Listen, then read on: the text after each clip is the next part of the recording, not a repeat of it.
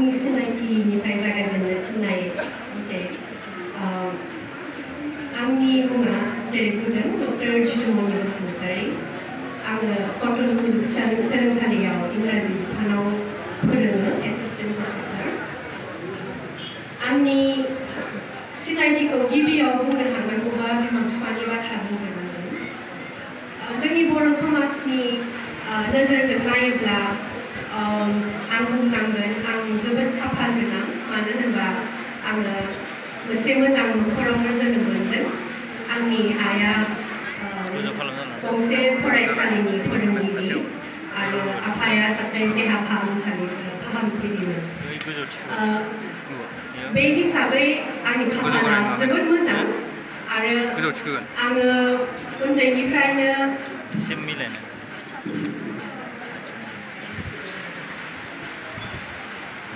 मोजां स्कुलाव फरायनो मोनदों बिनि थाखायनो आं गावखौनो खाफाल मोजां होननानै लायो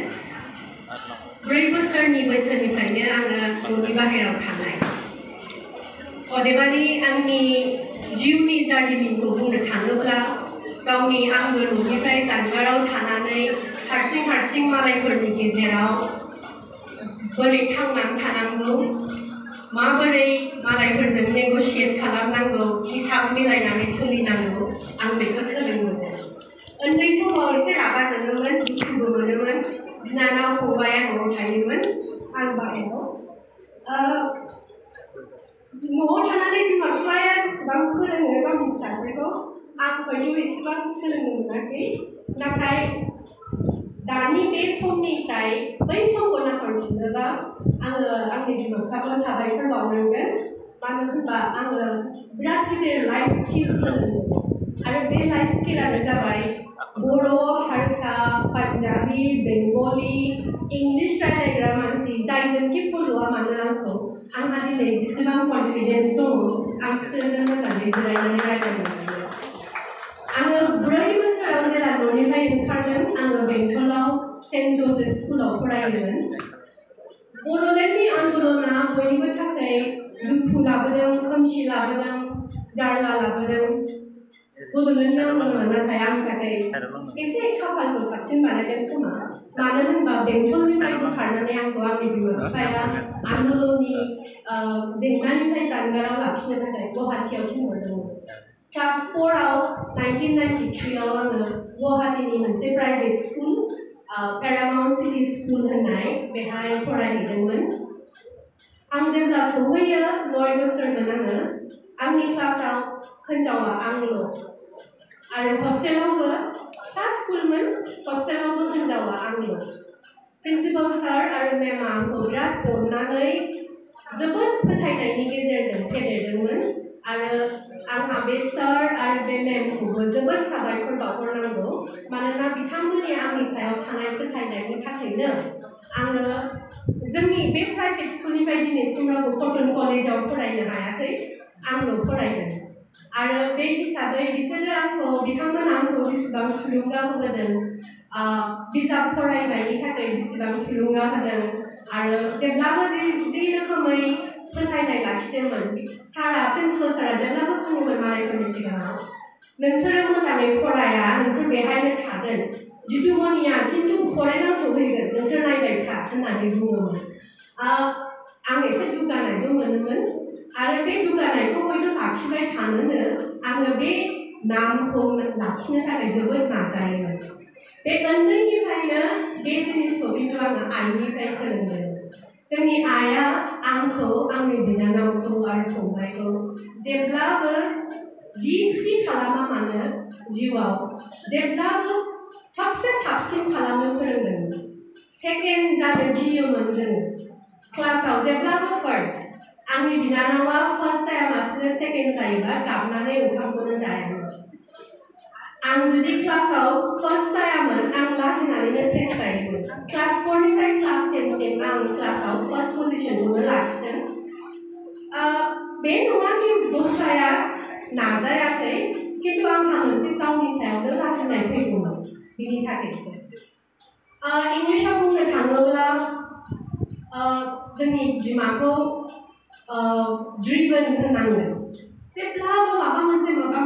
मोनसे खालामबाय थायो सोर गिदिंबाय थायो फुंनिफ्राय मोनासिम गामिनि जिउआ आलादा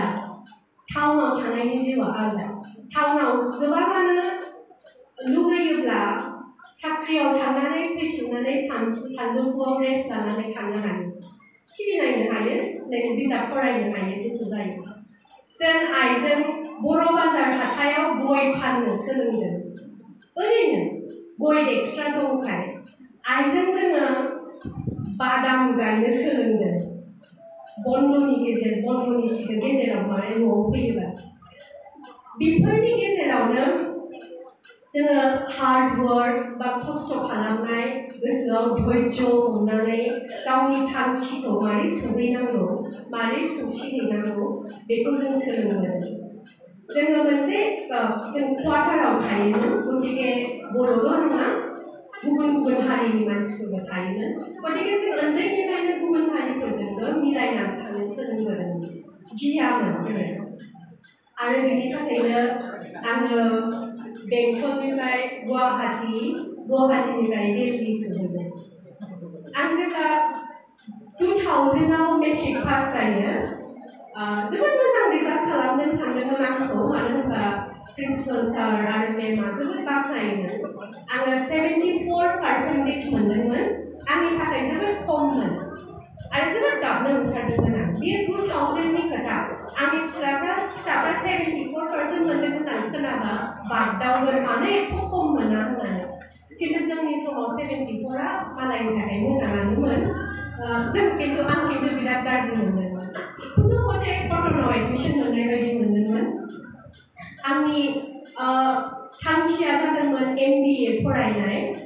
आरो आं बेनिखायनो इकनमिक्स स्टेटिस्टिक्स आरो मेथ्स लानानै कटन कलेजाव फरायदोंमोन आंनि हायार सेकेन्डारि जों दानि जुगाव नुनो मोनो बिमा बिफाया गावनि फिसाफोरखौ गारा हायार सेकेन्डारिनि एडमिसननिफ्राय लानानै जेब्ला गिबि सान कलेज खुलिजेननाय इउनिभार्सिटि खुलिजेननाय फार्स्ट क्लास खालामनो थाङो बिमा बिफाफ्रा दरजानि बाहेरायाव नेबाय थायो आं खिन्थु जोङो फर्मखौबो हारसिङैनो लायदोंमोन बै समाव हारसिङैनो खालामजोबदोंमोन एडमिसननि टाइमाव बिमा बिफाया थाफादोंमोन इक'स्टेट्स मेथ्स लानानै आं जेब्ला फरायदों आंनि फार्स्ट क्लासआ अंकनि क्लासमोन सानखान्थिनि क्लासाव सासे मेडामा हाबफैनानै बर्डआव केलकुलास लिरफैदों ओमफ्राय बुंदों असमियायाव तुम्हारे केलकुलास माने कि जानाने बिनि उनाव 40 मिनिटनि क्लास नेक्स्ट सानाव आं क्लास खालामनो थांब्ला आं सेकेन्ड बेन्चआव सहैयो बिनि उनाव थार्ड बिनि उनाव लास्ट बेन्चआव सहैयो आरो बिनि उनाव लासैनो एटेन्डेन्स होनानै उननि दरजाथिं खारलांनो हमो असमियायाव सानखान्थि बुजायनायखौ आं बुजिनो हायाखै आं क्लासखौनो गारदों मानो होनबा आंनि थाखाय जोबोद खस्थ' जादोंमोन हायार सेकेन्डारिनि सेकेन्ड इयाराव सहैनानै आं बुजिबाय आंबो दिल्लीयाव थांनानै इकनमिक्स फरायनांगोन दानिया आं मा खालामबावनो आंनोथ' अंक नांगोन आं अंकनि फरिखा होफिनदों 21 मोनदों आङो हायार सेकेन्डारि एग्जामाव थारमाने फेल भाग्य मोजां लजिक एन्ड फिलसफि दंमोन 4th साबजेक्ट जेराव आं जोबोद मोजां खालामदोंमोन फार्स्ट डिभिजन मोननानै आङो दिल्लीयाव थांनो थियारि जादोंमोन आइयाबो आफायाबो बारा सापर्ट खालामथ'वाखैमोन आरो आर्ट्स फरायनो थांनाय हिन्जाव मानसि दिल्लीयाव आर्ट्स फरायनो थांनो नागिरदों मा खालामहैनो एसे सम नांदोंमोन आइखौ कनभिन्स खालामनो आइया जेब्ला कनभिन्स जायो बिनि उनाव जोंखौ रावबो हमथानो हायासै आइया जेसेबां हायो बबेहाय थांनांगौ सोरनि सुबुरुन लानांगौ आंखौ बहा लांनांगौ फर्म फिलआप खालामनो थाखाय बेफोरखौ सेस खालामजोबदों इकनमिक्सआव आं एडमिसन मोनाखिसै खिन्थु आंनाव मोनसे टेलेन्ट दंमोन बे जाबाय थुनलाइनि फारसे बे जिनिसखौ खिन्थु आं मिथियामोन आइयासो मिथियोमोन आइया आंखौ बुंदों नों लिरनायाव मोजां नों मानो थुनलाइखौ लाया इंलिश लिटारेचार लानो हागौ नोङो होननानै जेब्ला दिल्लीयाव सहैयो होमबा नुबाय बांसिनावनो एडमिसन जाजोब्बाय जोंना सेबा बर्डआव रिजाल्टआ जोबोद उनाव ओंखारो लेट ओंखारो दिल्लीयाव एडमिशन जाजोब्बाय सीटआ भर्ति जाजोब्बाय कलेजफ्राव मोनसे कलेज मोजां कलेज नङा एकदम केम्पासनि बाहेराव सत्यवती कलेज होननाय बेहाय जों ओइदिनखालि खारै खारै सहैबाय सहैनानै सोंबाय इंलिसाव सीट दङ नामा जायनाव सोंदोंमोन बिथाङा खोन्थाबाय दिनै इंलिसनि एन्ट्रेन्स जागासिनो नों जिरायनो आं औ जागोन आं जिरायनो आंखौ सिङाव लांबाय आं सिङाव जिरायहैबाय इंलिसनि एन्ट्रेन्स होनो थाखाय पास जाबाय सिलेक्टबो जाबाय सत्यवती कलेजाव फरायनो आङो बे 2002 नि जुलाइ दाननिफ्राय आङो दिल्लीयाव थानो हमदों आरो आंनि पकेट मानिया दानसेयाव आफाया आंनो 3,000 हरदोंमोन मानि अर्डार खालामनानै दानिया हयथ' मानि अर्डार गैलिया मानि अर्डार खालामनानै हरोमोन बै समाव एटिएमनि कनसेप्ट गैया आं बिराद गियोमोन बे 3,000 जोबब्ला मा जानांगौ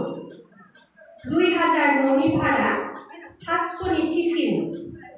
सानाव ओंखाम एसे मोनायाव ओंखाम एसे माखासे 500 जों रिक्सा भारा लेखा फटो स्टेट गाननाय जोमनाय जोबोद खस्थ' जादों दान जोबनायनि सिगांनो आंनि फैसाया जोबोमोन नाथाय आंहा सासे बिराद मोजां लोगो दंमोन माना होननाय गुवाहाटीनि बेहा एसे बुरजा रां मोनोमोन लेखानि आलदा न' भारा आलदा ड्रेसनि आलदा मोनोमोन गोबाङानो बिदि मोनोमोन आं खिन्थु बिदिनो लाजियो आंनि खर'आव उन्दैयावनो मोनसे खोथा हाबनानै थादोंमोन बे जाबाय आबौ होननाय बाथ्रा आबौआ होनोमोन नोम्फाया मेडिकेल कलेजाव फरायनायाव 500 लाङोमोन नोंहा स्कुल फिसा माने एथ' बारा बिराद लाजिनाय मोनोमोन माला फरायखांनानै साख्रि मोननानै फैसाखौ थाब थाब होफिननो हायो आइमोन मोनसे भुत हाबनानै थानाय बायदि मोनोमोन खायफाया बेखौ गाज्रि मोननो हागौ खिन्थु बेबो मोनसे लाइफ स्किल फोरोंदों बे जाबाय मालायफ्रा जेब्ला ग्रेजुएसन फरायनानै एमए फरायनानै गोबां बर'फोर दिल्लीयाव दङ मा खालामगोन एमए लाइफआ मा होनब्ला नायनोसै मा जायो बुङो आंहा खिन्थु मोनसेल' थांखिमोन थाब साख्रि मोननांगौ फैसा खामायनांगौ आरो कम्फर्टेबल जानांगौ लाइफआव जों सानोमोन आइ बाबानाव फैसा बारा गैया होननानै बिराद खस्थ'यै थायो होननानै दा जोङो बिदा आंनि फंबायजों दाखालि रायलायनायाव जों रायलायफिनदोंमोन फैसा गैयामोन नामा आइनाव दाथ' नुयो दङमोन खोमा बिराद फैसा दङमोन दां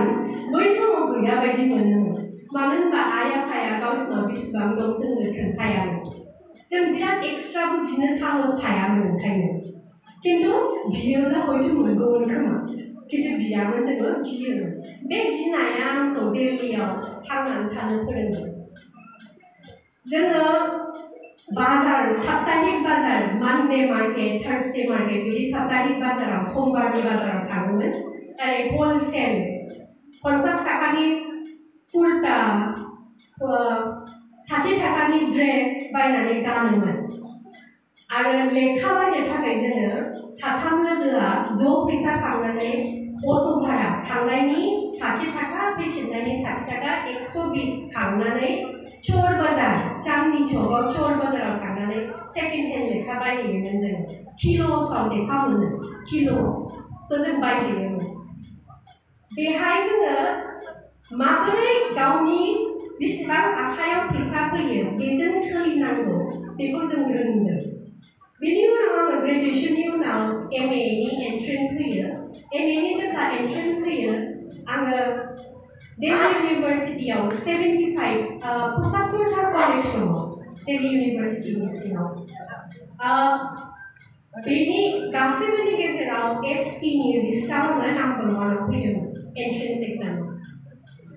जोबोद दुगाखांनाय मोनदोंमोन बा आं एथ' मोजां फरायनायाव आङो नाम्बार 1 फैबाय एसटि लिस्टआव बेसेबां एसटि स्टुडेन्टआ माने आसामनिल' नङा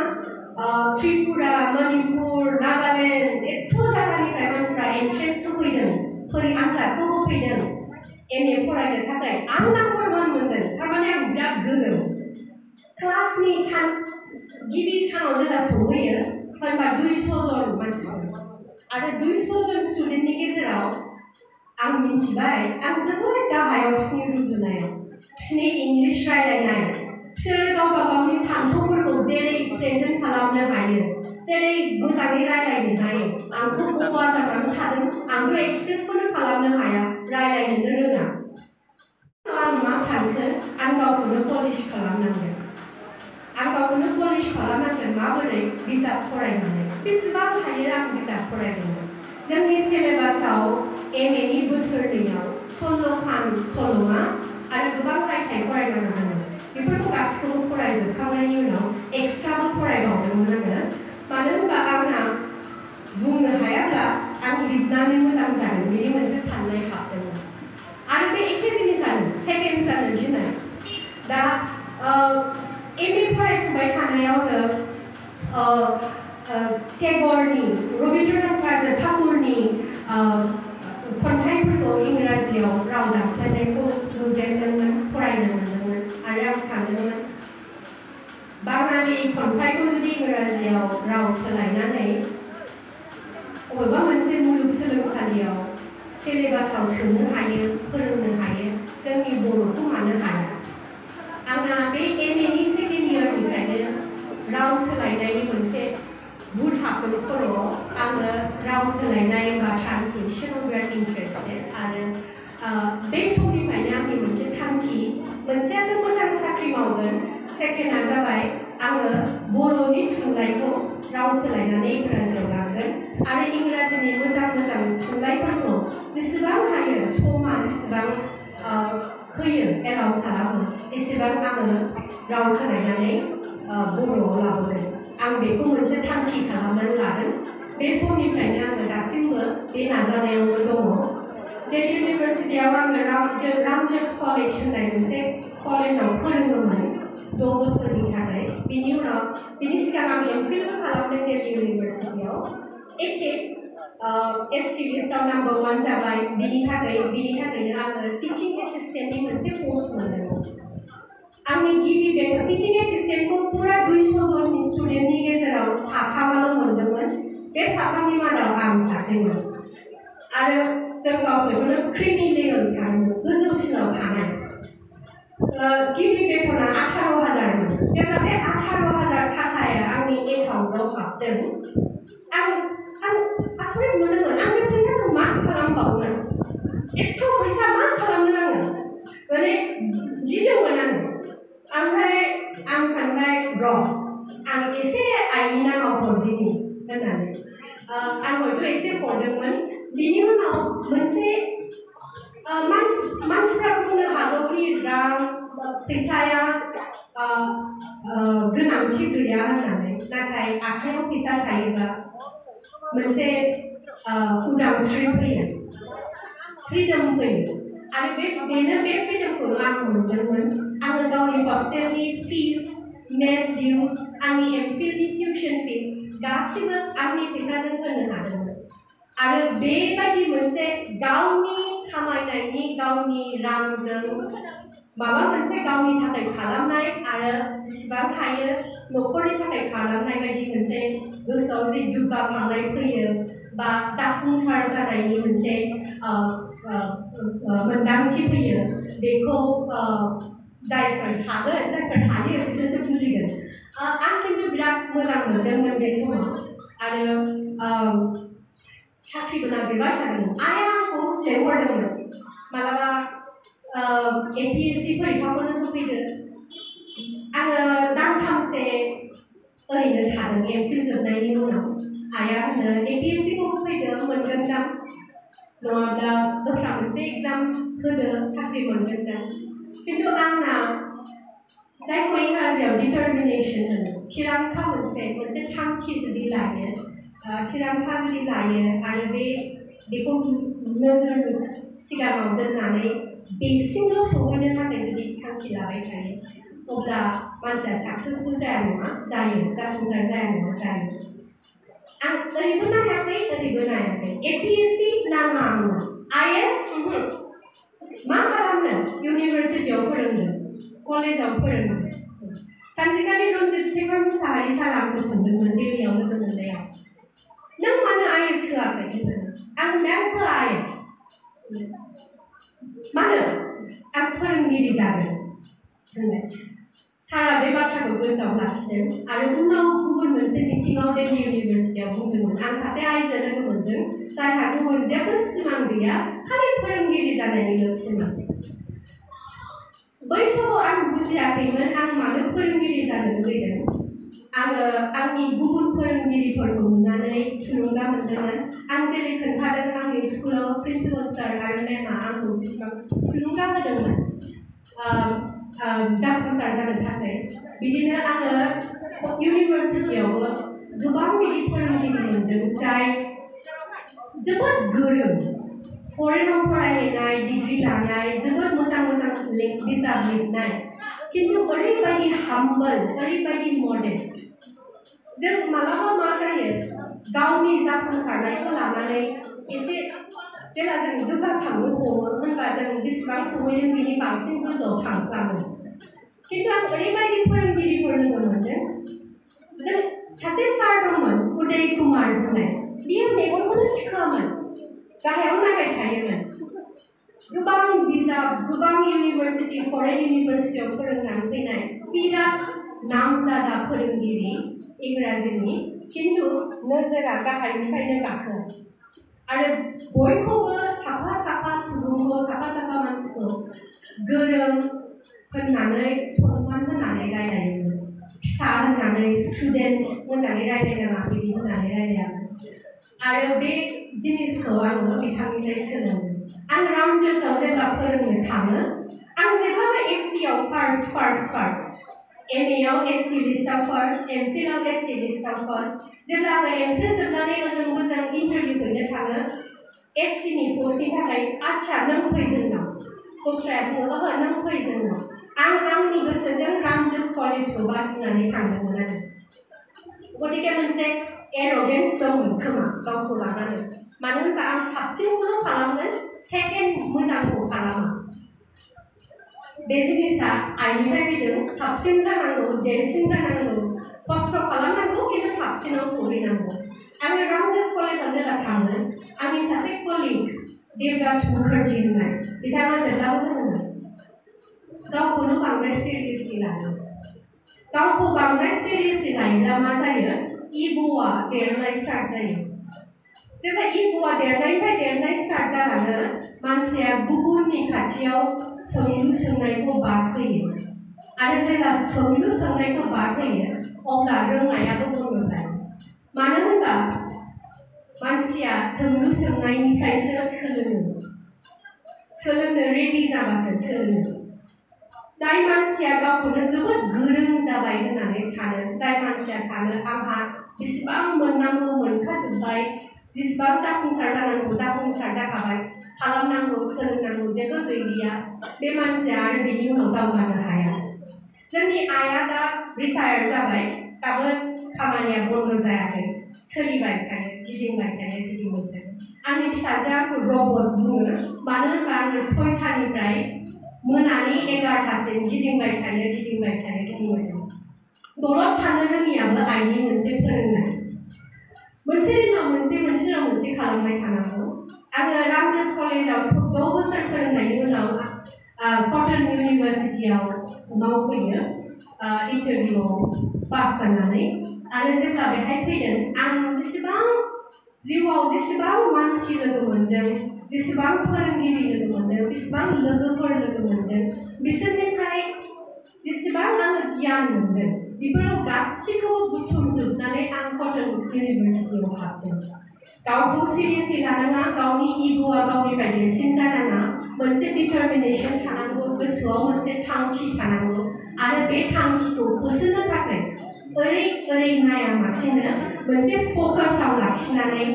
बेसिम सौसिहैनो नाजानांगौ बे जिनिसखौ आङो बाहेरायाव थानानै सोलोंदों दिनै जुदि आं बेहाय गसंनो हादों बेहाय आं गसंदों आंनि आइ आफानि थाखाय आंनि बिनानाव फंबायनि थाखाय आंनि फोरोंगिरिफोरनि थाखाय आरो आंनि लोगोफोरनि थाखाय सोरहाबा आंखौ पाब्लिकआव खुलायै रायलायनो फोरोंदों सोरबा सासे लोगोआ राजा लामायाव मिनिनो ओंखारदोंबा ग्लाब ग्लाब मिनिनो लुबैदोंबा ग्लाब ग्लाब मिनिनांगौ होननानै फोरोंदोंमोन खुगा माथेना नङा कनफिडेन्स माबा बुंनो लुबैदोंबा गिनानै लाजिनानै फावसायनानै थानाङा बेखौ ब्लं ब्लं बुंनांगौ कनफिडेन्स बेफोरखौ आं लोगोफोरजों थानानै सोलोंदों आं खिन्थु दिल्लीयाव थानानै नर्थ इस्टनि मानसिफोर बा जोंनि सा सानजानि मानसिफोर बा जोंनि आसामनि मानसिफोर बा जोंनि बर' मानसिफोरजोंबो थायाखै आंहा पान्जाबि लोगोफोर दङ उत्तराखन्डनि पाहारि लोगो दङ सासे बेंगलि लोगो दं जाय दा नरवेयाव थायो बे उत्तराखन्डनि पाहारि लोगोआ बेलजियामाव थायो दिल्लीनि पान्जाबिया दिल्लीयाव दङ आंनि लोगोफ्रा गुबुन गुबुन हादराव थांजोब्बाय आंना मोनसे चॉइसमोन आं जुदि थांनो हायो आं जुदि थांनो लुबैयो आं थांनो हागौमोन नाथाय आङो गिदिंनानै फैफिननो लुबैदोंमोन आं जेब्ला कटन इउनिभार्सिटिनि थाखाय इन्टारभिउ होदोंमोन आंखौ इन्टारभिउआ बांद्राय मोजां जायाखै जानो हागौ मानो होनबा एमफिलनि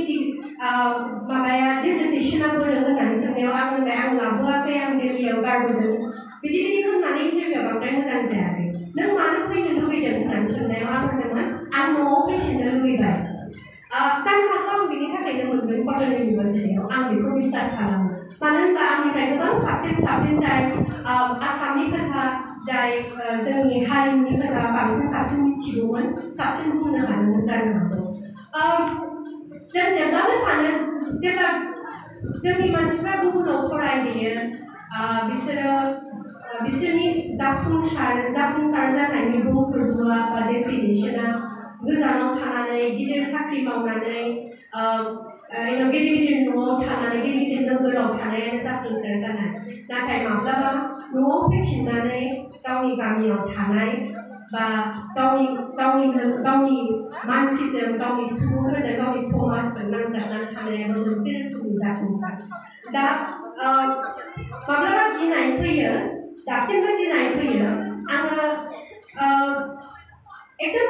राइट डिसिजनखौ लादोंना लायाखै आं राइट थिरांथाखौ लादोंना लायाखै दिल्लीयावनो थानांगौमोन नामा दिल्लीयाव थाबा आं गुबुनफोरनि गेजेराव बांसिन जोंगौमोन नामा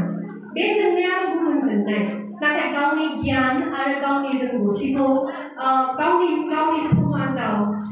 फोसावनो हानायाबो मोनसे जाफुंसारनायनि बुंफोरलु आं बे नोजोराव नायोब्ला गावखौनो जाफुंसार होननानै सानो नाथाय आंनि गावारि बुंफोरलुआव जाफुंसार जादोंना जायाखै आङो सोङोब्ला आं सानदोंमोन मैया दाख्लैसिम आं सानगासिनोमोन आं बांद्राय जाफुंसार जायाखै मानो होनबा आंहा खालामनांगौ गोबां दंबावो आं जेरै बुंदों राव सोलायनाया आंना सोलिबाय थागोन आं गोबां खालामनांगौ दंबावो बे बिथिङाव आंनि आबौआ गान जात्रा फोरोङोमोन आंनि आइनि बिफाया आरो आंना मोनसे आं 2015आव जेब्ला आसामाव फैदों बे समनिफ्रायनो आंहा गान जात्रा नङा किन्तु थियेटार दं जोंनि बर'नि गेजेराव थियेटार नाटकनि गेजेरै माबोरै सोलोंथाइ फोसावनो हायो बे मोनसे आंनि थांखि जानानै दङ समनि आंखालाव फिसाफोरखौ फेदेरनायनि थाखाय बा साख्रिनि थाखाय आङो जेसेबां सम होनांगौ एसेबां सम होनो हायाखै बे बिथिङावबो आं दाबो जाफुंसार नङा आं फोरोंगिरि हिसाबै जाफुंसार होननानै सानो मानो होनबा फोरोंगिरि महरै जाफुंसार जानाया फिडबेकनि सायाव जायो आरो बे फिडबेकआ फरायसाफोरनिफ्रायनो फैयो फरायसाफ्रा जेब्ला 10 बोसोरनि उनाव 6 बोसोरनि उनाव 5 बोसोरनि उनाव फैफिननानै होनो नोंथाङा उमुक बिजाबखौ फोरोंनायाव बेबायदि फोरोंदोंमोन आं दाबो गोसोआव दङ होनबा सानोखि जों फोरोंगिरि हिसाबै जाफुंसार जाबाय आङो दिनैनि फरायसाफोरखौ बेखौनो बुंनो सानो कि जेब्लाबो समा रावनिबो थाखाय नेनानै थाया आरो जेब्लाबो गोसोआव लाखिनांगौ कि फकास गैयाबा आरो जिउआव मा खालामनांगौ बेखौ थिग लाखियाबा बिराद सिगाङावनो मोनसे थिरांथा लाखायाबा लामा आन्दायनो नागिरो बे थिरांथाया थिग थानांगौ जेब्ला पइन्टखौ नोंथांमोना डिसाइड खालामखाबाय पइन्टखौ जेब्ला मिन्थिखाबाय बे पइन्टसिम माबोरै सौहैनांगौ बे लामाखौल' नागिरनांगौ गेजेर गेजेर हेब्रे माब्रे जानो हागौ लामाया किन्तु गिनाङा हताश जानाङा मानो होनबा जुदि थांखिया थिग आरो लामाया आन्दाया होनबा सहैगोन लामा आन्दायबा फैफिननायनि मोनसे राहाबो थायो आं बेखौनो बुंनानै फोजोबनो नागिरदों गोजोन्थों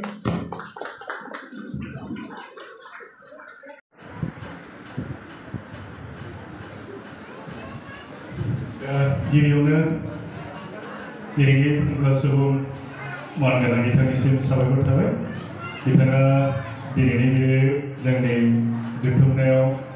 गाव लाइफआव जिखिनि मोनबोदों मा सोलोंबोदों मा मिथिबोदों बेखिनिखौ दिनै रायजोनि सिगाङाव जोंनो फोरमायनानै होबाय आरो बोरै गावनि जिउखौ दानो हादों बे खोथाखौबो मिथिबाय थेवब्लाबो जों मोनसे खोथाखौ सोंनो नागिरदों जे नोंथाङा दा मोजां मोनसे फेमिलिनिफ्राय जिउखौ दानायाव नोंथाङा बिदि चान्सखौ मोनदों होननानै दा जोङो खोथा जाहैबाय बे जोंनि बेवहाय जोंनि फरायसाफोरा गावनि जिउखौ दानो नागिरनो थांनायाव जोंहा बबे मोनसेयाव मोनसे उन जालांनाय दङ मोनसे बेकवार्डनेस दङ जे जोङो गावखौ दानो थांनायाव सोलोंथाइनि फारसे जोंनि गोसोआ इन्टारेस्टेड जानायाव जोंनि हारियाव जोंहा मा बिथिङाव माने ड्रबेक्स दङ बे ड्रबेक्सफोरा मा जोंनि गथ'फोरा सोलोंथाइनि फारसे बारा गोसो गैया जायो थिग बिदिखौ नुनो मोनो ओमफ्राय कम्पारेटिभलि नोंथाङा माखासे माने कमिउनिटिखौ मोनबोदोंब्ला जे जों नुनो मोनो जों खोनायोबो जोंनि बर' फरायसाफोरा गुबुन कमिउनिटिनिख्रुइ जों सोलोंथाइयाव जों उन जानाय बे उन जानायनि जाहोन आरो मानो जोंनि सोलोंथाइनि फारसे मानो गोसोआ खम बिनि सायाव नोंथाङा मा बुंनो नागिरदों सोंलुनि थाखाय गोजोन्थों मोनसे बुंनाय दङ बे जाबाय सिभिलाइजेशना डिग्रीयाव जायो मोनसे स्टेज गुबुन समाजा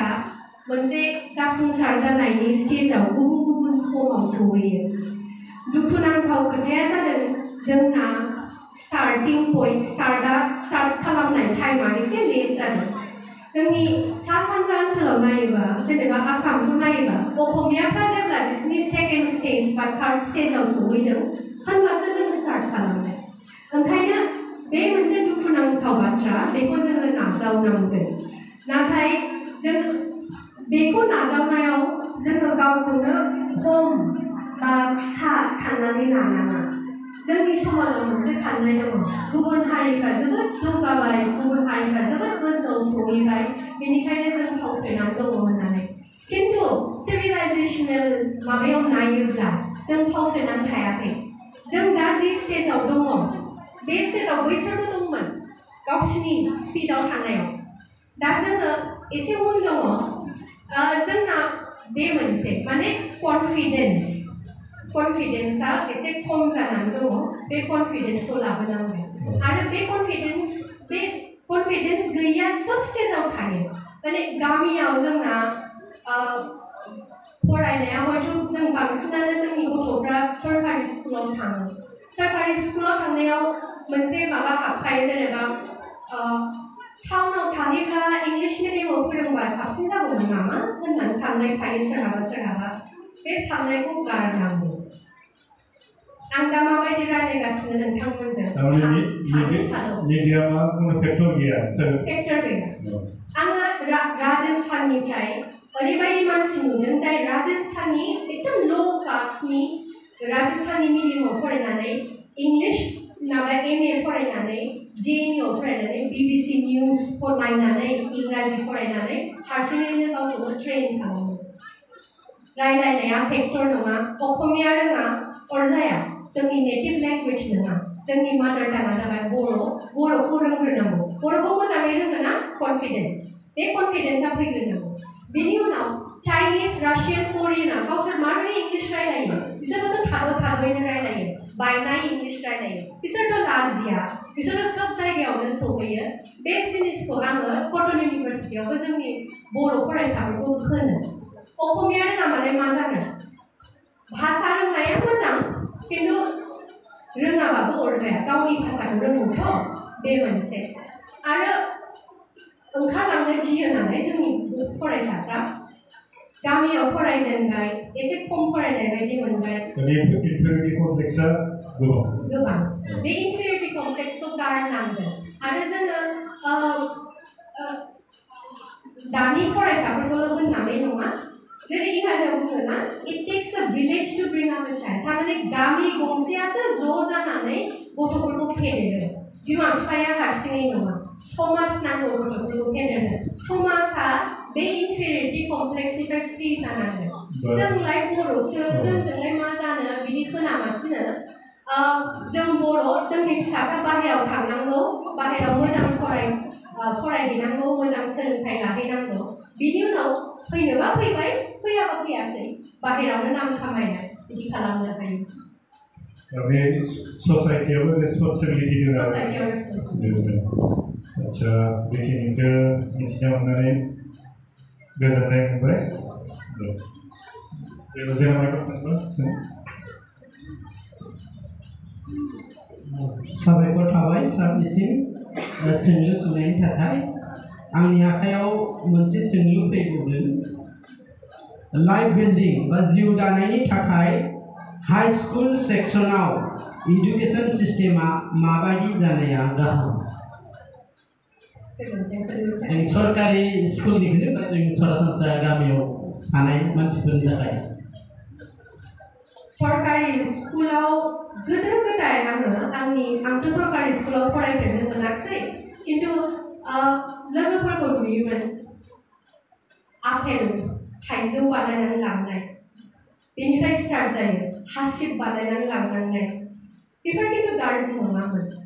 मोजां आदबमोन मानो होनबा बियो मानसिफोरखौ स्किल्स फोरोङो दा जोङो एथ' बोसोराव मा जाखो सोलोंथाइयावल' गोसो होबाय थानानै जोंनि सरकारि स्कुलफ्रा एसे माबा गैया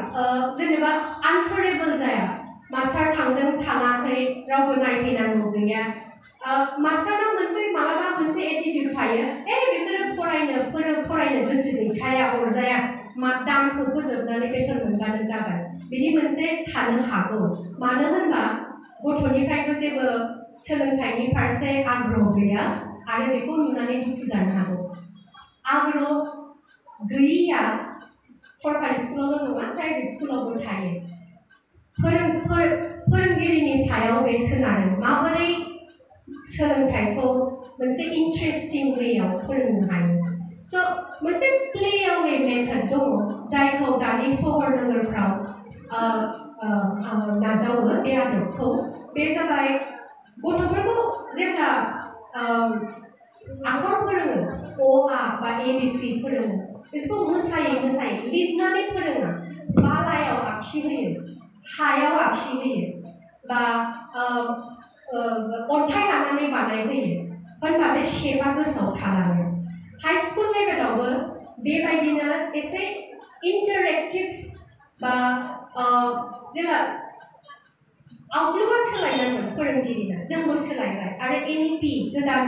जाय एडुकेशन पलिसि बे मथे बे आउटलुकआ सोलायबाय आगोल जादोंमोन कि फोरोंगिरिया जि होनो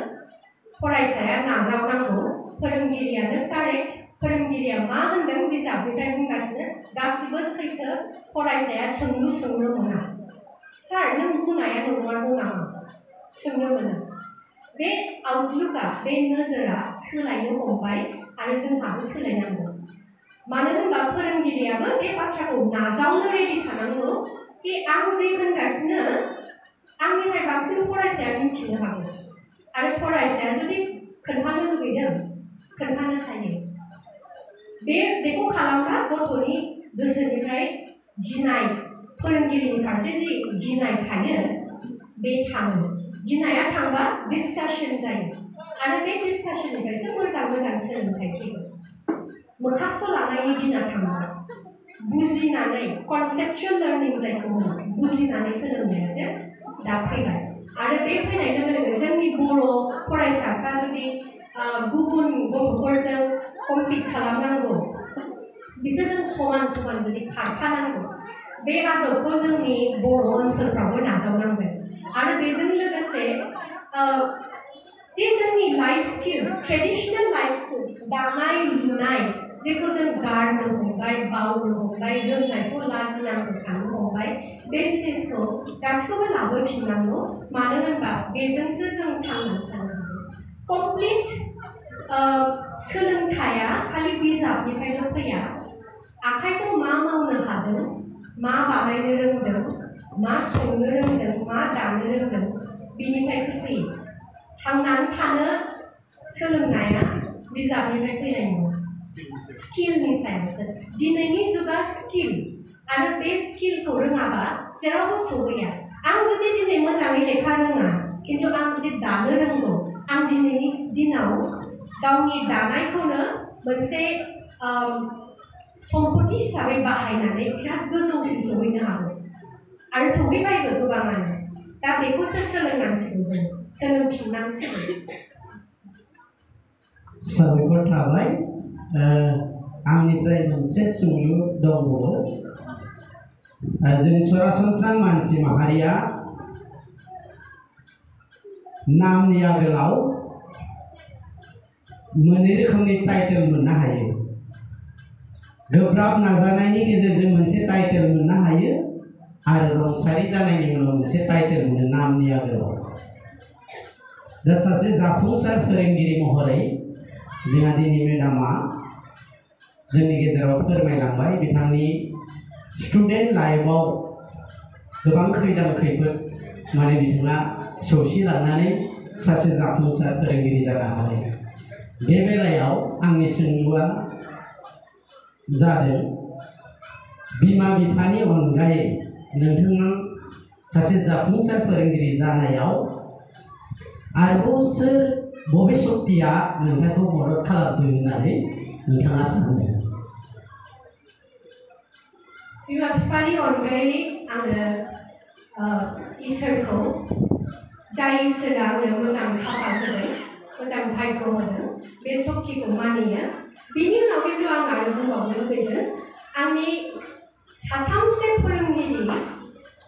जायखौ आंनि स्कुलनि प्रिन्सिपाल सार आरो उदय कुमार होननाय जाय बिथांनि नाम लादोंमोन आङो बिथां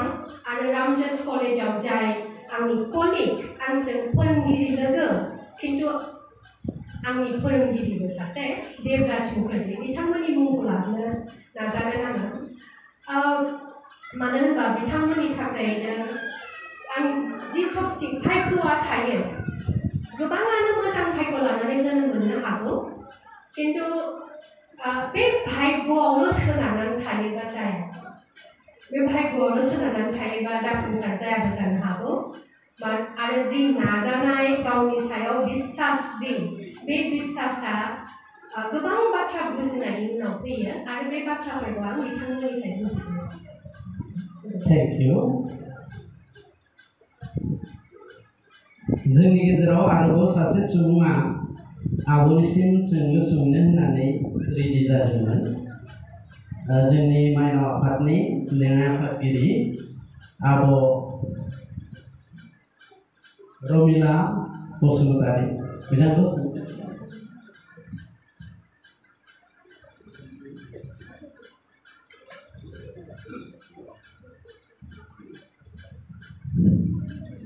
गिबियाव दिनैनि फुंखा सुबुं बिबुंथि लागिरि बिनानावनिसिम आंनि रोजा रोजा साबायखर आं बावहरबाय आंनि सोंलुआ जाबाय नोंथांनि इसेबां रोंगौथि थानायनि उनाव नोंथांनि आइ आफाया एपिसि इउपिसिनि थाखाय एन्ट्रेन्स होनो थाखाय एसेबां रिकुवेस्ट खालामदोंमोन नोंथाङा बेफोरखौ गासैखौबो फेल खालामनानै फोरोंगिरिखौ मोनसे गुरुत्व होबाय ओमफ्राय फोरोंगिरिनि फारसे एटेनसन होलायदों ओमफ्राय बे मानि थाखाय नोंथाङा माने बेखौ एपिसि इउपिसिखौ मोजां मोनदिया ओमफ्राय फोरोंगिरि जानायखौ मानो बांसिन जिबनाव बेसेन सानखो बे मानि थाखाय बेखौ एसे अननानै फोरमायगोन नामा जों गोबां गार्जेनानो जोंनि गथ' गथायखौ जों ओरैबायदि मटिभेसन होनानै फोरोङो जाहाथे एपिसि जानांगौ इउपिसि जानांगौ इन्जिनियार जानांगौ डक्टर जानांगौ होननानै जों गोबाङानो बुङो नाथाय बुंनायनि अनगायै जोंनि बिमा बिफाया खुनु माब्लाबाबो गोसो मोदोम होनानै फिसाखौ केयार लानांगौ ओमफ्राय फिसाखौ लामा दिन्थिनांगौ बे फारसे गैया ओमफ्राय नोंथांनि दिनैनि बे बुंनायनि गेजेरजों नाथाय जोंनि माखासे गार्जेन बा बिमा बिफा बिथांमोनहा एसे सोलोंनानै थांगोन बेनि थाखाय नोंथांखौ आं खेंफोरनानै होनो थाखाय खावलायनाय जाबाय गोजोनथों थाखाय फोरोंगिरि जानायनि सिमाङा गिबियावनो आइनिफ्राय फैदों आंखौ जेब्ला लामायाव नुयो नों बेनु मेदामनि फिसाजो नङा होनबा होननानै रायदावो आइजो आंजों मोखाङा एसे मिलियो डक्टर जा एपीएससी जा यूपीएससी जा लोगो मोननायनि 6 बोसोर 5 बोसोरनि उनाव सुबुङा बे मानसिखौ मोजाङै सिनायाबो जानो हागौ बावलांनोबो जानो हागौ फोरोंगिरिखौ मोजां फोरोंगिरिखौ सासे फरायसाया माब्लाबाबो बावा आंनिनो लोगो जाबाय दा अनिला बसुमतारी लोगो मोनग्रोबा दासिमबो आंनि आइनि बाथ्रा रायलायो मोजां फोरोंगिरि महरै आरो बे मोजां फोरोंगिरि जानो लुबैनाया गतिके आंनि आइनिफ्राय फैदों नैथि बाथ्राया जादों आं जेब्ला दिल्ली इउनिभार्सिटियाव थाङो आं बुंखांबाय गोबां मोजां मोजां फोरोंगिरि लोगो मोनदोंमोन आंनाबो बिदिनो गोसो दंमोन फोरोंगिरि जानानै फरायसाफोरखौ थुलुंगा होनाय इनफ्लुएन्स खालामनाय दा बे बाथ्रानि थाखायनो आङो एपीएससी यूपीएससी खौ गोसो होआखै एपीएससी यूपीएससी माबा मोनसे जायोमोनब्ला बायचान्स जायोमोनब्ला आं आंनि गावनि अफिसाव थानाय बेसेबां खामानि दङ प्रटोकल हिसाबै बेखिनिल' आं खालामनो हायो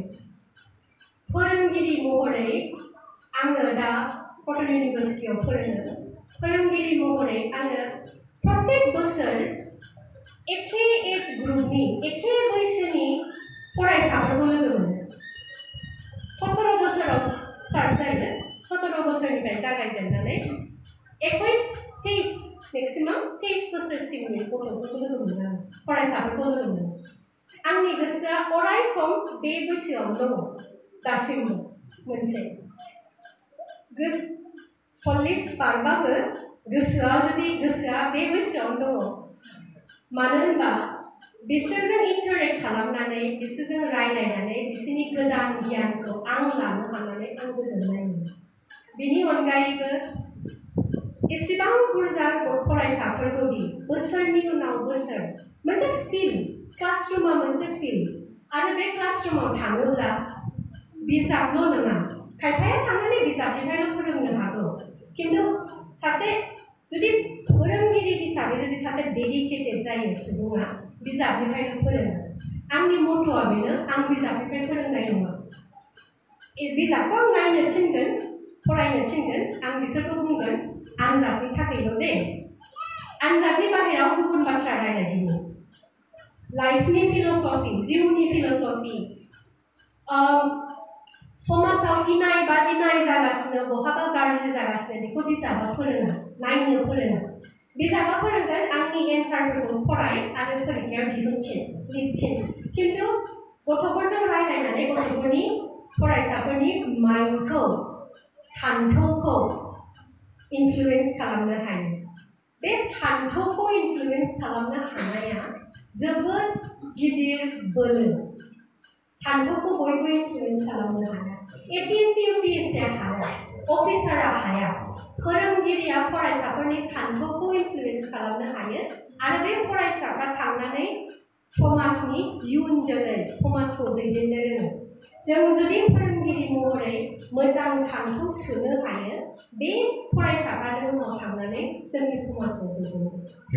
Human resource जोङो गोजोननाय थाबाय आरो मोनथाम कुइसन खालामबावनो होनना सानबाय खोब गुसुं जागोन फिनाबो गुसुं जागोन बे मोनसेया जाबाय नोंथाङा बाथौ धोरोमखौ मोजां मोनो ना मोना बाथौ धोरोमखौ आं मोजां मोनो बाथौ धोरोमा जोंनि हारिमुजों नांजाबनाय आं धोरोम आरो हारिमु जोंनि बे मोननै धोरोम आरो हारिमुखौ ज' नायो धोरोम महरै आलादा नाया बे धोरोमानो जोंनि हारिमु आरो बाथौनि जोहै जोंनि हारिमुखौ जेरै जौगानो हादों जोंनि दामनाय देनाय जोंनि राव जोंनि गाननाय जोमनायफोरखौ जेरै फोथांनो हादों आरो दा जेरै बाथौआ जौगाफिनबाय जों उन्दैयाव बिदि नुवामोन नुफेराखैमोन आरो बाहेरा बाथ्रा देरनायलाय गामिफोरनि बाथौ थानसालिफ्रावबो थांफेरनो मोनाखैमोन दा नाथाय 2015 फैफिननायनि उनाव बाथौखौ जेसेबां जौगानाय नुबाय जेसेबां गाजा गोमजायै खुंनाय नुयो बाथौ फोरबोफोरखौ नायनानै जोबोद मोजां मोनो गोजोननाय थाबाय दा जोंहा बिगोमा नोंथांमोन जोङो जोंनि फुंखा सुबुङा मोनबाय जोंनि गथ' गथायफोरा सोलोंथाइ लानो गोनां जायोब्ला जों अखल माने फरायसाफोरखौ बिजाब फरायनानै डिग्रिखौल' लानो मबाइलावनो दङ बे मोनसे दानि जुगनि जोबोद गिदिर जेंना मबाइलखौ बोखारनो हालिया ओरैबायदि हाबबाय जोंनि जिउआव जोङो माबोरै बेखौ सुस्रांनो बे प्रब्लेमखौ बे जेंनाखौ सुस्रांनो जोंबो सानगासिनो नाथाय फरायनायनि कालचारखौ फरायनायनि हारिमुखौ माबोरै सोनो हायो मबाइला खालि रिल नायनोल' नङा भिडिअ नायनोल' नङा मबाइलावबो दानिया खन्थाइ सल' फरायजायो दा बेखौ जोङो जोंनि लाइमोनफोरनि गेजेराव मोनसे कालचार इन्ट्रडिउस खालामनांगोन नैथियाव जाबाय गोदोफोर गामिफ्राव आङो लाइब्रेरि नुयोमोन फिसा फिसा लाइब्रेरि क्लाब फुटबल क्लाब सेंग्राफोर ओरैनो गसंनानै केराम गेलेनाय बिमा बिफाफोर रायोमोन समय नस्थ' खालामदों होननानै खिन्थु समय नस्थ' खालामनायल' नङा रायलायोमोन रायलायनानै आइडिया सोलायलायोमोन सान्थौ सोलायलायोमोन बे दा गैलिया दा सम गैलिया दा बयबो गावबागाव मबाइलाव मोनसे क्लासरुमाव हाबबा बयबो सिरि जिरायनानै दङ मानो होनबा बयबो मबाइलाव दङ गावजों गाव रायलायाखै गावजों गाव रायलायनायखौ मोनसे लाबोफिननांगोन न'खरावबो माब्लाबा बिमाया होनोसै थादो आं मेंबाय आंजों दा रायलायथ' बिमा बिफा समाज जों बयबो लोगो लानानै सिरि थाथ' आं आंनि खामानिखौ मावग्रोनो बेखौ बे बुंनायखौ बन्द' खालामनांगोन आरो गामियाव गोदो जेरै लाइब्रेरि दंमोन दा जोङो बुक क्लाब खालामनो हायो आरो दानि गथ'फ्रा मानो होनबा बिराद एक्सप'जार मोनबाय बिराद बाहेरा दुनियाखौ नुबाय मालाय लिरखोन्दा बिजाबखौ होबा फरायनो मोजां मोनो बे नों लिरजाय मोनसे सल' लिरलाय आं फरायनो नों मोनसे सल' लिरदो आं मोनसे सल' लिरनोसै नोंनिखौ आं फरायगोन आंनिखौ नों फराय बिदि फिसा फिसा इभेन्ट्स बिदि फिसा फिसा फांसनफोरखौ फाथिनानै जोङो स्टार्ट खालामजेननांगोन जेनेबा फिसा मोनसे क्लाब खुलिबाय गामिनि गथ'फोरखौ ज' खालामबाय सल' खोन्थालायनाय मोनसे खालामबाय सल' खोन्थानायनि उनाव दे नोंसोर दा मा सल' खोन्थादों बेखौ लिरनाय नायदो लिरबाय दे दानिया फरायनायखांबाय दानिया नै अमुकनि सल'खौ फरायनायनाय माबायदि जायो अमुकनि सल'खौ फरायबाय नों मा सानखो डिसकासन बिजाबखौ फरायखांनायनि उनाव डिसकासना थानांगोन मा बुजिखो मा सानखो हयथ' बेनि गेजेरजोंनो जों एसे लासै सोलायलांनो हागोन दा सोरबा सोंगौमोन दे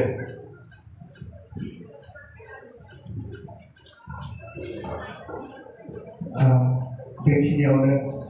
दिनैनि जिहेतु जाफुंसार जिउ मोनसे सावरायनायाव हाबाफारिखौ सामलायगिरि आरो लोगोसे जोंनि गेजेराव आब'निसिम गिबियावनो नांबावबाय आरो लोगोसे गासै न'खरनिसिम आंनिफ्राय सोंथिया बे आङो बिश्वनाथ जिल्लानि लाइमोन आफादनि नेहाथारि आं बेखिनियाव मोनसे सोंथि सोंनो लुबैदों जोङो जिल्ला हिसाबै मोनफ्रोमबो दुर्गा फुजा आरो लोखि फुजायावहाय जोंनि धोरोमारि लाइमोनफोरखौ लानानै माखासे लाइमोनफोरा खुंबोबाय थादों बेवहाय जोङो माखासे थासारिफोरखौ नुबोदों जोङो लाइमोनफोरखौ लानानै मोनसे लाइमोन बादा खुंनायाव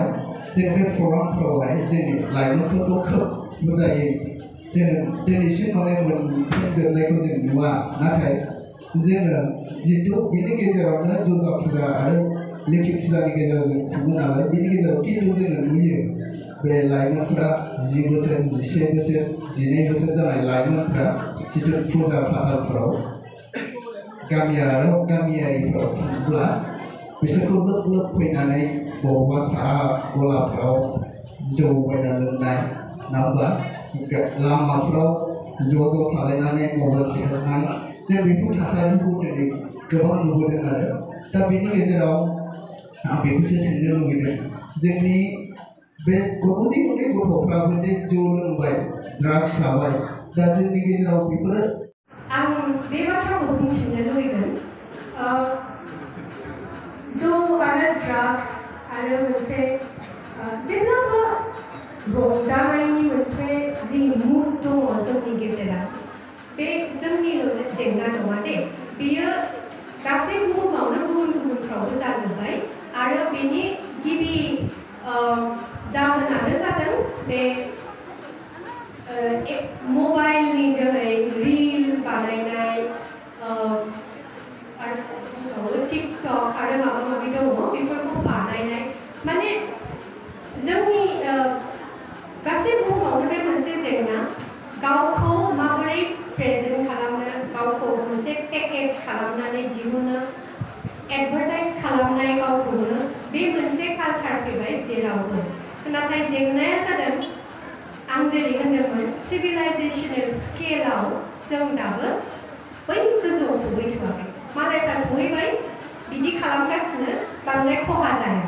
जों सौहैथ'वाखै जों सौहैयावनो बिदि खालामगासिनो आरो बे सौहैयाव बिदि खालामनायाव जोंहा गोबां खहा जागासिनो दं दा बेनि थाखाय जोङो बयबो समाज हिसाबै सांग्रां जानांगोन आं मिथिगौ जोंनि गेजेराव जोंनि बर' समाजा जोबोद सांग्रां जोंहा गुबुन लेभेलाव अर्गेनाइजेसन दङ जेनेबा बाथौनि लाइमोन आफादानो जाबाय माइनाव आफादानो जाबाय गुबुन आबौआनो जाबाय बा एबसुआनो जाबाय जोंना खिन्थु आफादफ्रा सांग्रां जानानै मावबोगासिनो गुबुन बिथिङाव दा बे सांग्रांथिखौ एसे खरा खालामनांगोन माने गोदोनि स्पिड बा गोदोनि गोख्रोंथिजों सोलिनायबा जानाय नङा मानो होनबा स्पिडा दा एसे बांसिन जाबाय गाज्रि जानायनि स्पिडाबो खरासिन जाबाय दा बेनि थाखायनो जोङो रंजानाय सेंग्रा सिख्लाफोरखौ रंजाहैनो फुजा मन्दप बेरायनाय नुयो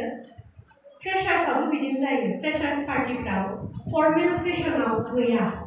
आलासि लेंहरबाय आलासिखौ खोनासंनो फरायसाफोर गैया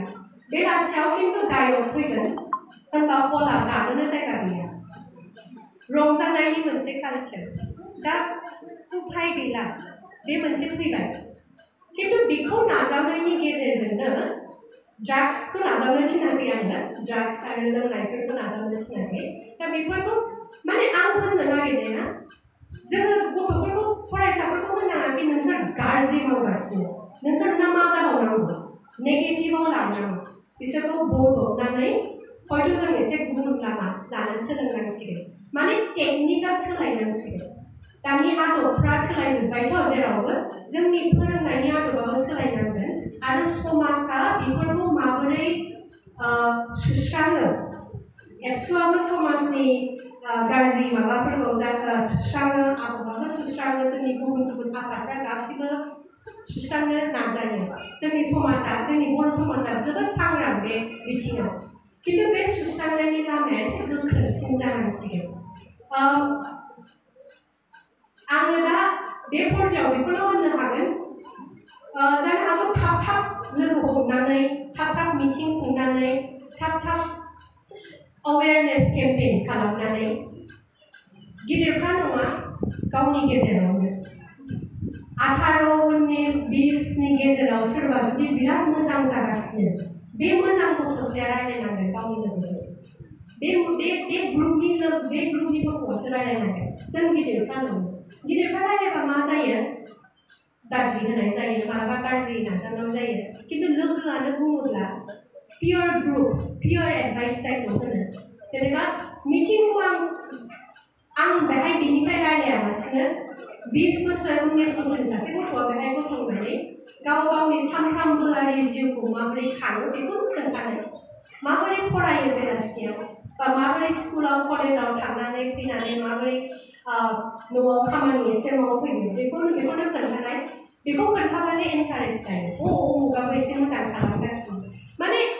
बे रंजानाय लोंनाय ड्राग्सनि कालचारा जेबो गुबुन खालामनो गैयैयाव जादों इंराजिखौ होनो बरदोम जेरै बिसोरो मबाइल नायगासिनो दा बैयाव सासे मबाइल नायगासिनो बर जानानै नायगासिनो बर जागोना गोदो बर जायामोन गोदो आइमोन देरफुनायाव बा आफामोन देरफुनायाव मानसिफ्रा बर जानो सम मोनामोन स्कुलनिफ्राय फैबाय न'नि खामानियाव हाबबाय माबा मोनसे मावबाय मावनानै मोनाबाय जाबाय उन्दुबाय बर जानो सम गैयामोन बर जानो समखौ होनाङा बर जानो सम होबानो मा खालामबावनो उमुक लोगोखौ लोगो हमनोसै नामा उमुक लोगोआ मा खालामदों ओरैनो बर जागासिनो आङो माबा मोनसे नायगासिनो माबा मोनसे लोंगासिनो आंबो बर जागासिनो आंबो लोंफादों बिदिनो मोनसे माबा कालचार जालाङो जायखौ बिथाङा बुंदों खिन्थु बे कालचारा जानाङो दा समाजा जोङो ज' जानानै बे बर जानाय हुदाखौ बन्द खालामनांगौ बेलासियाव रावबो फुटबल गेलेलिया फोथार दङ गामियाव जोङो नोगोराव थाग्राफ्रा बुङो इस आंनि फिसाज्लाया जुदि गाहायाव साइकेल सालायनो जायगा मोनगौमोन होनबा बेसेबां मोजां जागौमोन गामियाव दुब्लि दङ खिन्थु फुटबलफोर गेलेनाय बारा नुलिया बा ज' रायलायनाय बारा नुलिया बेफोरखौ लाबोफिननांगौ ज' रायलायबा बा फुटबल गेलेबा मोदोमनि एक्सारसाइज जायो न'नि खामानि मावब्ला माबा मोनसे हेफाजाब जायो ओंखाम संनो सोलोंबादि हौवाया लाजिनांगोन बे नङा थांनानै थानायनि स्किल जि सुनो सोलोंबा हौवाया लाजिनांगोन बे नङा थांनानै थानायनि स्किल बिदिनो हिनजाव मानसिया अफिसाव खारलांनानै फैनानै गुबुन खामानि मावनाया हिनजाव न'नि बायदि खामानि नङा लाइफ स्किल स' बेफोरखौ सोलोंनो थाखाय मोनसेनि उनाव मोनसे लाइमोनफोरखौ बिजि दोननानै दे नोंथाङा मोनसे खोथा होनबाय आरो जे जोंनि सिभिलाइजेसना गुबुननिख्रुइ जोङो एसे गाहायाव दोङो जुदि जोंनि सिभिलाइजेसनखौ जुदि आं जेब्ला बे बाथ्राखौ बुंदोंमोन जोंनि कालचारनि जों जुदि सिभिलाइजेसन थाबा जोंनि कालचार ट्रेडिसन स्पिडआव थांगासिनो जोंनि बाथौआ जेरै जौगाबाय जोंनि हारिमुआ जेरै गुबुनाव सिनायजाबाय जोंनि लिरगिरिफोर गुबुनाव जेरै सिनायजायो जोंनि गावनि स्पिडआव पुरा थिग दं मोजाङै सोलिगासिनो जोङो सहैगोन खालि बेल' गुबुनफ्रा आगै स्टार्ट खालामग्रोदों ओंखायनो बिसोर सहैग्रोदों जों एसे उनाव स्टार्ट खालामदों मानो होनबा जेब्ला आं दिल्लीयाव थांदों आंनि न'खरनिफ्राय आङो फार्स्ट हिनजाव जाय दिल्लीयाव फरायनो मोनदों आंजों मावफानाय मास्टार लोगो बियो बोसोरबा सिगां रिटायार जादों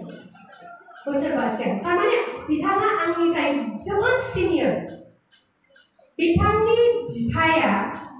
आंनि आबैया जेब्ला गामियाव हारसा मानसिखौनो नुफेराखैमोन जेनेबा बे समाव बिथांनि बिफाया इजराइलाव फोरोङोमोन थारमाने बिथांमोनहा आगैनो सहैग्रोखाबाय जोंथ' स्टार्टखौनो खालामाखैमोन ब्रिटिशफ्रा जेब्ला बेहाय सहैनानै असमियाफोरजों ज' जानानै खामानि मावनो हमो अब्लाथ' जोंनि मानसिफ्रा माबाखौनो नुफेराखैमोन थ' जोङो जोंनि स्पिडआव बिराद थिग ओंखायनो इनफेरियरिटि कमप्लेक्सखौ लाबोनाङा जों फावसयनानै गैया जोङो थांगासिनो दावखोगासिनो जोंनि स्पिडआबो थिगानो दङ जों सहैगोन खालि लामाखौल' आन्दायनांगौ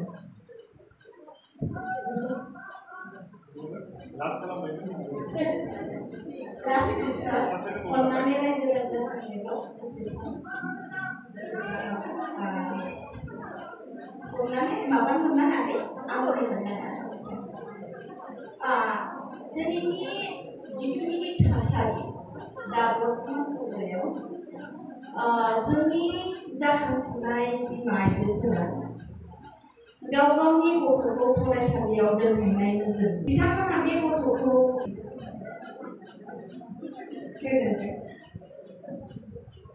आं बे बाथ्रानि एखेबारे बेरेखा मानो होनबा फिसाफोरखौ गोलैनो फोरोंनांगौ आंना फिसाजोना जुथाया मोनसे सल गाबायनो आङो नों अरजाया दिनै सानसेखौ बिदि गानथ'दो दानि जुगाव नोगोरफ्राव बेखौ हेलिकप्टार पेरेन्टिं होनो बिमा बिफाया फिसाफोरखौ नागारला गिदिंबाय थायो सोर गिदिंबाय थायो मा जानो मा मानो बबेहाय थांनो जेरावबो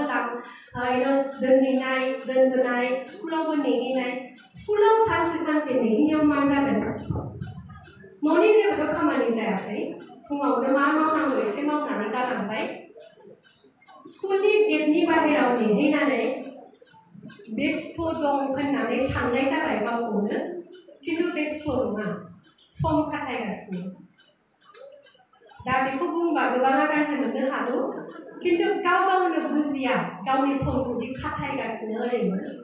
न'आव थायोब्ला बेसेबां खामानि हागौमोन दा स्कुलाव नेहैनायनि जाहोनाव दानोबो सोलाबलिया माबाफोर गायबाय बायनोबो सोलाबलिया एमब्रयडारिफोर एसे खालामनो सोलाबलिया मानो होनबा बिराद बेस्थ' मानि बेस्थ' फिसाखौ लांनाय लाबोनाय खालामनांगौ दा फिसाया गेटनि बाहेरा स्कुलनि गेटनि बाहेरायाव ओंखारनानै बबेथिं थांनांगौ बबेहाय थांनांगौ माबोरै न'आव सहैनांगौ मिन्थिनाय नङा मानो होनबा बिमाया लांनाय लाबोनाय खालामो आं बुजियो बियो बिमाफोरनि मोनसे रोखोमनि अननाय बिमाखौनो बुंदों आङो खारन बांसिन बिमायानो खालामो बे खामानिखौ बिमानि मोनसे अननाय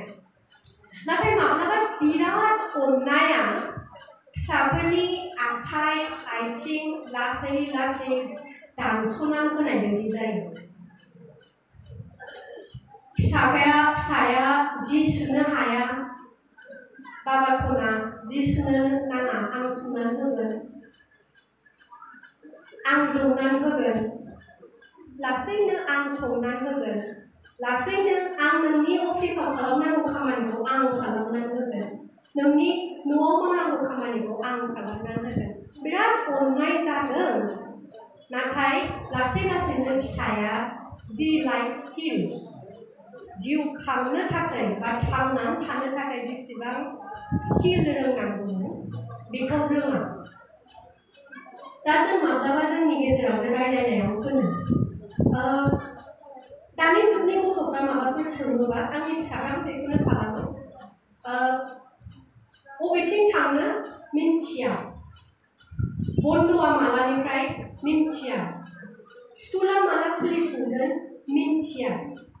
मानो मिन्थिया मानो होनबा गासिबो रेडिमेड आंनि फिसाफ्रा मिन्थिया मानो होनबा गासिबो इनफरमेशना आंनि मबाइलाव फैयो आं मिन्थिबायथ' आं डिसिजन लागोन बिसोर मानो मिन्थिबावो